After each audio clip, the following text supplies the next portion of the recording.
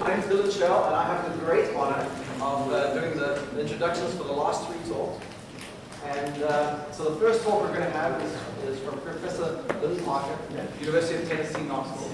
But as of January 2015, so it says this in your bio, in the past tense, and I guess it is the past tense now, since we're in January, she is the director of IIS Directorate at the National Science Foundation. Thank you. Thank you very much. So good afternoon. I'm wearing my University of Tennessee hat at the moment. So I'm going to tell you something about the research that we've been working on recently. It's in the area of what we call peer-to-peer human-robot teams. Many of you have obviously studied human-robot interaction and human-robot teaming. And it means different things to different people, but we all, I think, recognize that robots and humans working together have many applications in society. And so we're all familiar with these various applications. And so our work is not any different. We're also interested in all these societal impacts. But the actual meaning, when we talk about peer-to-peer teaming, it means different things to different people. And so if you look in the literature, that term, peer-to-peer human-robot teaming, shows up a lot. But it means different things. It can mean things like humans and robots in the same workspace, sort of working face-to-face. It can mean robots in the same workspace working side-by-side. It can mean a command and control sort of relationship between the humans and the robots. Or it can mean a flat relationship, no fixed hierarchy. People talk about teamwork and robots and people working jointly with each other. It means a lot of different things. And so our working definition for our research is that we're talking about robots that are working in the same physical space. The robots and the human are cooperative in the sense that they agree on the task. And so they each want the other to be successful because they're all working together. So they're sort of mutually responsive to each other. They have a commitment to the activity that they're working on as a group, and they're there to support each other if needed. So this assumes, in order to accomplish this, of course, the idea of shared common ground that has been put forth by others in the literature.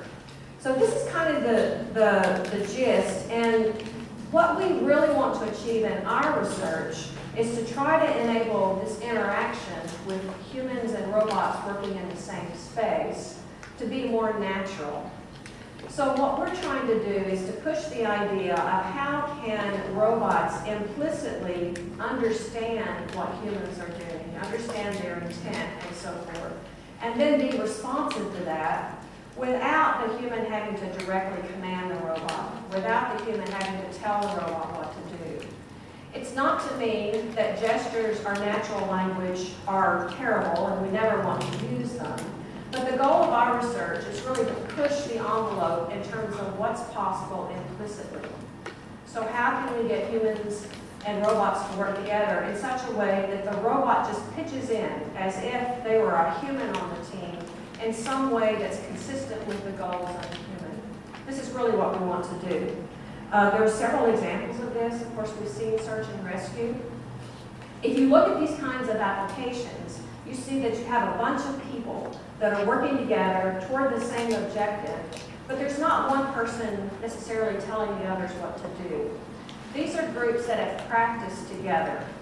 They know how to do a task collectively, and they don't have to constantly tell each other what to do because they all pitch in, they know what the overall mission is, they know each other, and so they know the skills and capabilities of each other, and therefore they adapt how they do their task as a collective based on that knowledge.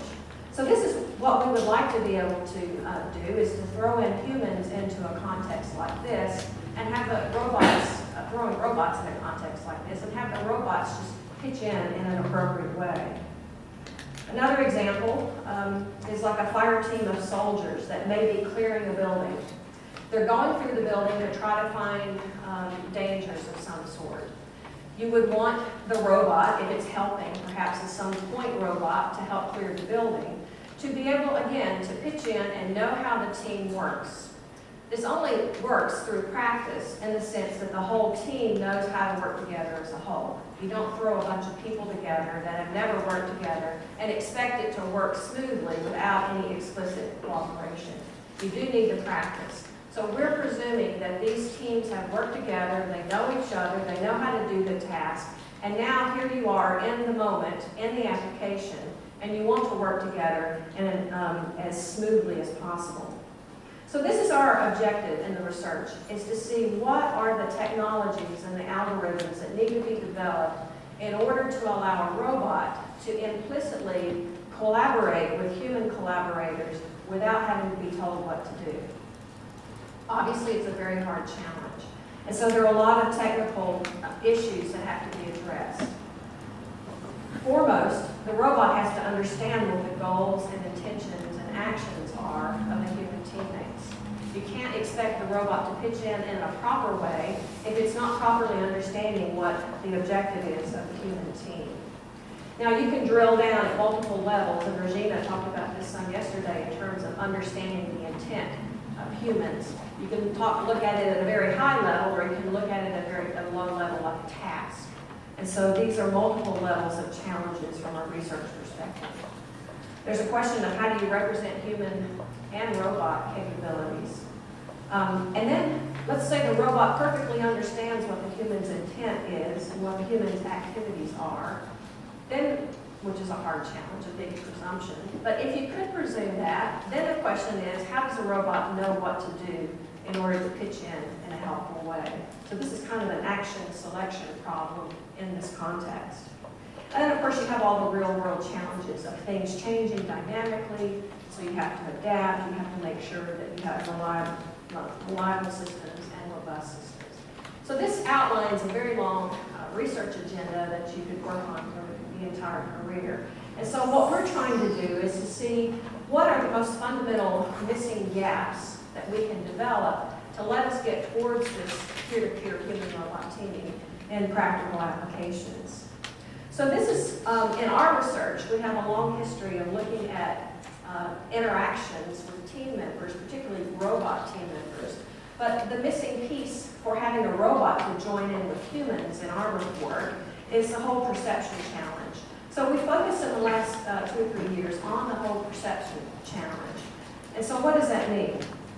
So with the advent of the Connect, and we all have Connects, that helps us to gather important information from our environment, the environment that's local to the robot, so that we can use that, the robot can use that, to begin to understand the actions and activities of the human. Now, there's been a lot of work in human activity recognition. In our domain, we're talking about robots that are physically side by side with humans, not in observing them from afar. You have real-time issues. You have the real-time issues of the human and the robot, where the robot has to actively make decisions right then and there to pitch in terms of what the human is doing. You have motion issues because the robot is moving as the human is moving in a dynamic environment that affects your field of view and so forth. So there are a lot of challenges here.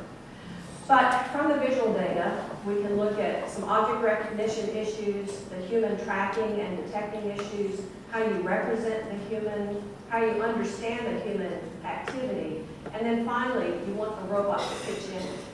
We call this last piece risk-aware action selection because we know that all of these techniques up to this point, of the robot trying to perceive the current state of the human team members, is a noisy process. We know it's probabilistic. The robot may be wrong. Most classification algorithms these days, they're good if they're in the 90 percentiles, but they're not 100, and it's not easy to have 100% correctness. So we know that the robot might be wrong in understanding the current activity of the human team members. So you want the robot to pitch in a way that takes into account the question of what happens if it's wrong. And so that's why we call it risk-aware action selection. We want the robot to be aware of the risk of being wrong when it selects what to do, so that maybe it can perhaps change its actions to be familiar with that. So this last piece is what we're working on more recently.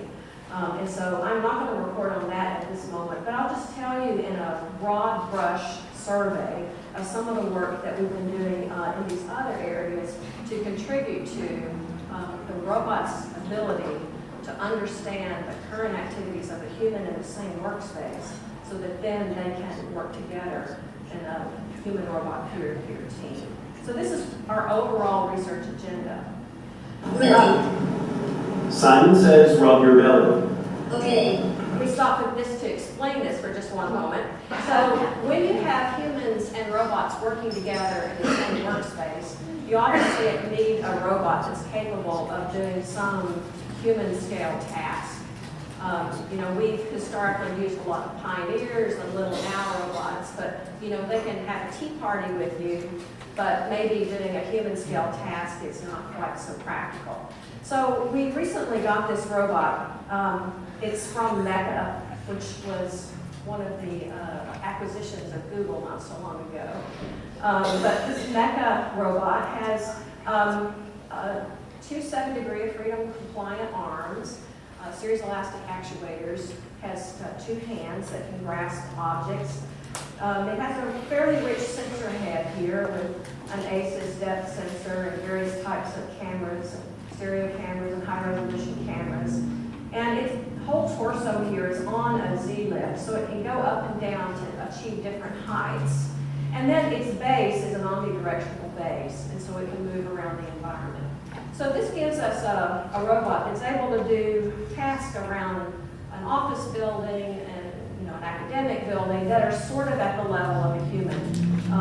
If you notice that picture of me with the robot on the first slide, it's approximately human size. So this gives us the ability to do practical tasks. So this is just a little fun video that just shows some of the motion capabilities of this robot. We've integrated into it a speech recognition system, and it's just playing Simon Says. And so the speech recognition part is not really part of our implicit cooperation, but just to give you a feel for this robot.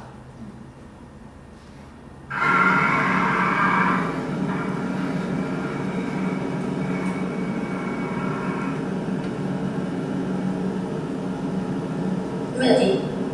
Simon says, raise your arms. Okay.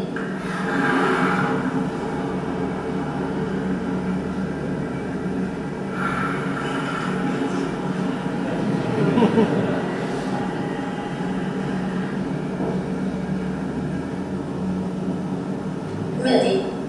Flap your arms. You didn't say Simon says. Simon says, flap your arms. Okay.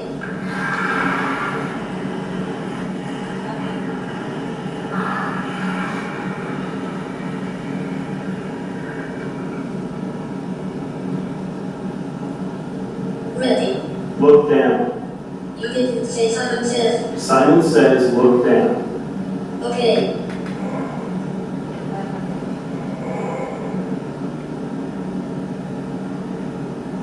Ready.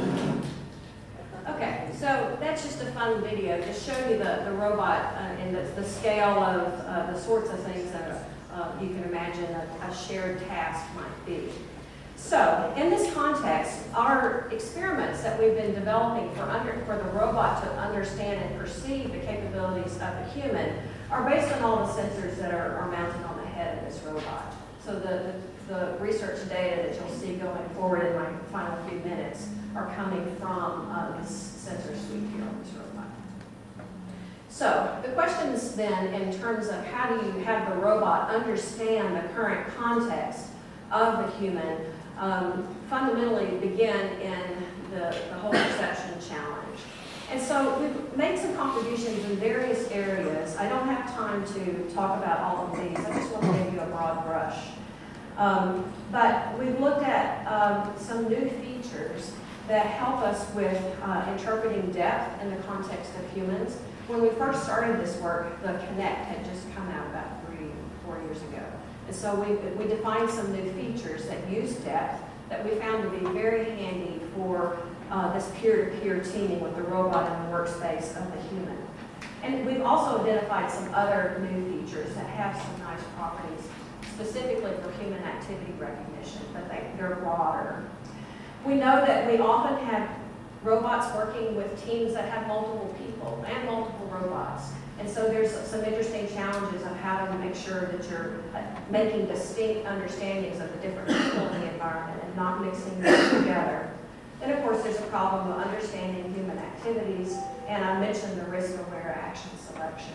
So we have a lot of papers that talk about the technical details here. I'm not going to go into many of those details, but there are details available.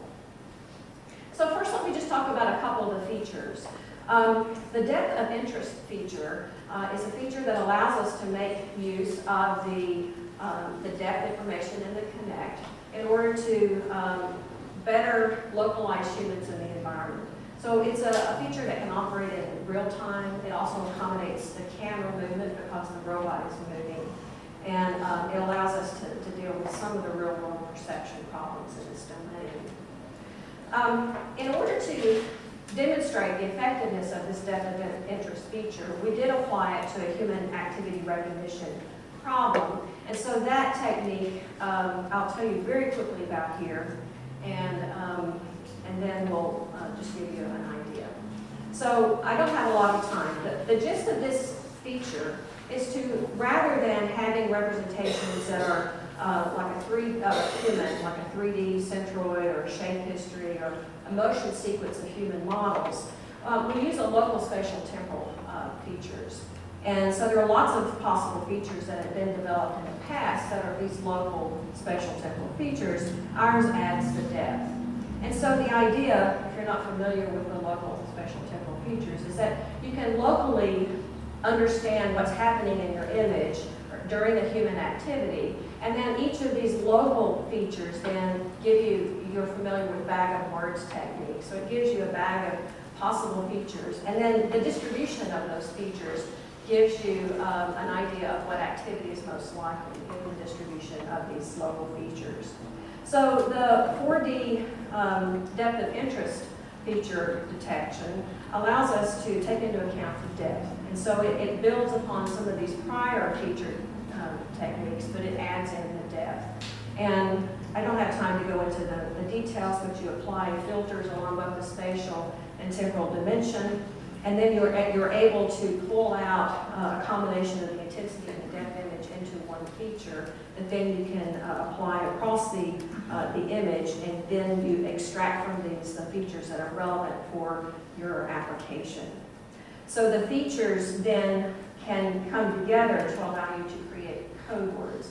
Many of you may be familiar with the LDA techniques, and so this leverages those techniques in order to build up a model. This part is just for human activity recognition, but it uses this new feature that I mentioned. And so this then allows you to look at the mapping of these local spatial temporal features to activities, and then look at a whole stream of these activities as the robot is watching the human in the environment to determine which activities are happening at each point in time.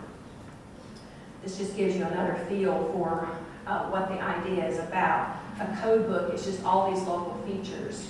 A collection of these gives you a distribution across a particular activity, and so then from that you can map from the local features from the distribution of that to the actual activity. So this is the general technique for doing the activity recognition, but using the new feature that we developed.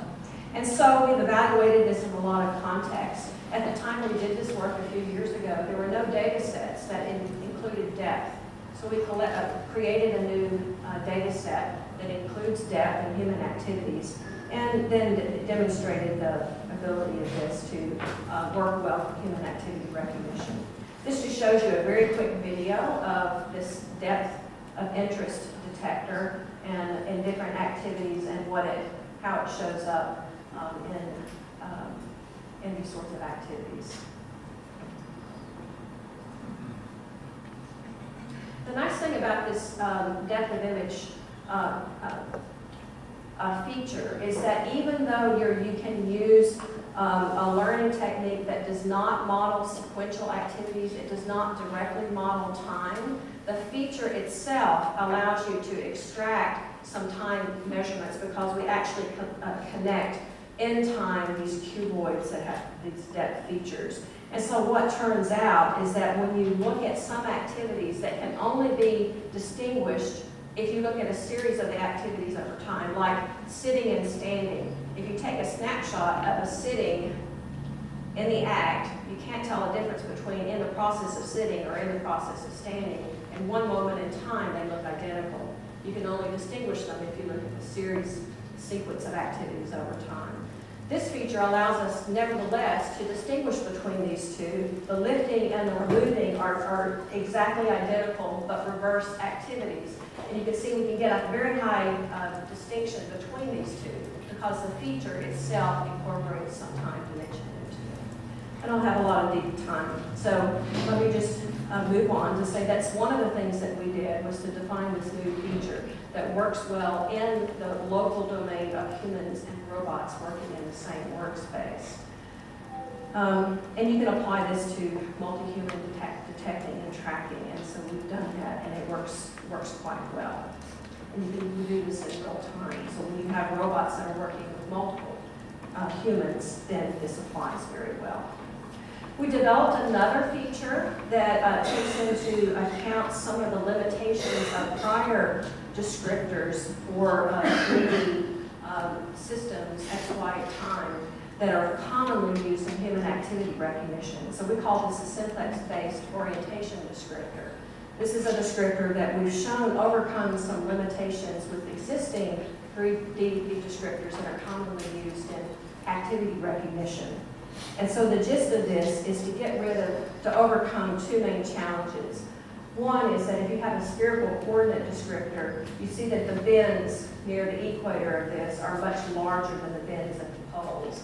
This causes you to have a much reduced granularity. And then they're often, polyhedral-based descriptors are often used, but these have limited descriptive power because you have a limited number of polyhedrons with which to describe your features. So we developed a new technique that's called, based on a simplex, which scales to any dimension so that you don't lose the fidelity of the information that's in your image. It maps your 3D features more directly to the simplex space so that you have much better outcome. And so we compared this to several existing descriptors for human activity recognition and showed that the feature matters. And so our technique, here you see on the bottom, gets a better performance compared to a lot of existing detectors. This is true for several different data sets. The only techniques that have been published in the literature that are better are techniques that combine multiple descriptors. Ours is a single descriptor that you can then combine with other descriptors. So according to all these other techniques that we compared to, ours does really quite well. So the point is, how you represent the features in your human activity recognition has an impact on the fidelity of your approach.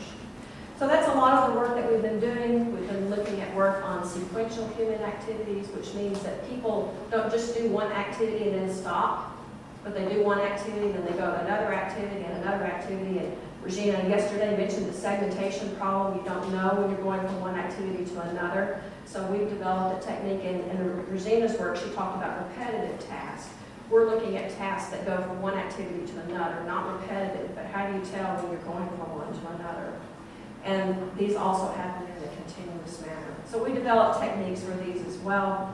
I'm out of time, so I'll just go here to the end and say this is kind of a broad program that we're working on of trying to get robots to work together well with humans as peers. And so we've been focusing in the recent years on the perception problem. What we're now focusing more on is how, once you perceive what the human activity is, how does the robot pitch in a way that's appropriate according to this risk-aware technique that I mentioned earlier. So with that, I'll conclude. I want to acknowledge the students that have been working on this project. And if there's time for any questions, I'm happy to take. I think we have time.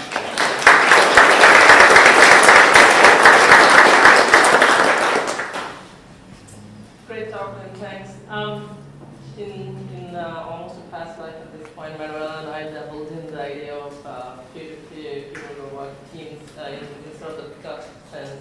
One of the things that always struck me was if you're truly peers, then it's got to go both ways, right? So you talked a lot about the robot recognizing the human activities. One of the other hard things is sort of exposing the state of the robots to the humans, right? I was just curious your thoughts. Yeah, that's exactly right. And we acknowledge that that's a really important part of the problem, and that's not something that we've looked at yet. But clearly, it is two-way.